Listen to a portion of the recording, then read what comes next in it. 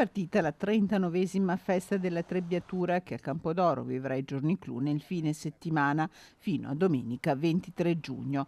Un'antica tradizione che celebra l'operosità del popolo veneto e saluta il momento del raccolto, un evento che quest'anno presenta numerose novità. Invitiamo i cittadini a venire ad assaggiare, quest'anno ci sarà lo spiedo, quindi un piatto particolare che abbiamo importato dalla provincia di Treviso, tante attività che faremo. La cosa rilevante di quest'anno è la mostra che abbiamo organizzato che riguarda l'emigrazione non solo di veneti, l'emigrazione degli italiani, e quindi verrà ripercorsa l'epopea dell'emigrazione. Terra ricca ai confini con il Vicentino, quella di Campodoro, che quest'anno, durante la festa della Trebbiatura, renderà omaggio alle generazioni di veneti che hanno reso fertili le terre in Italia e nel mondo nella prima metà del Novecento. Noi vogliamo dare un segnale soprattutto alle nuove generazioni e far passare il messaggio di quella che è stata la fatica dei nostri nonni, dei nostri padri nel coltivare la terra, e poi di rendere un paese come l'Italia un paese così bello.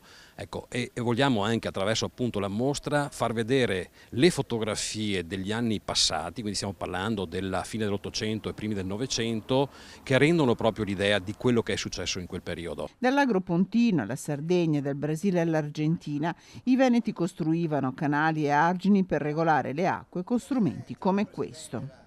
Ecco, questi sono palotin, come vedete, che sono questi che usano qui, in questa parte qui, e questi cariolanti che alla sera andavano a dormire in posti di fortuna, in baracche o in barchesse o in case dei contadini in stalle, eccetera, si portavano a casa con la bicicletta la carriola oppure la ruota. Migliaia e migliaia di persone hanno fatto tutti questi canali che voi vedete da Venezia a Monfalcone e quant'altro quando andate al mare, e questo è un lavoro veramente egregio. Ricordiamo che nell'Agropontino i nostri dormivano addirittura negli alberi. Sono 150 anni quest'anno che la prima nave di Veneti e Trentini salpa per il Brasile e che ricorda di questa grande epopea che vede nel mondo 100 milioni di discendenti, e oggigiorno per esempio col Brasile che presenta la prima grande comunità italiana nel mondo con 30 milioni di oriundi, di cui 12 milioni di origine veneta.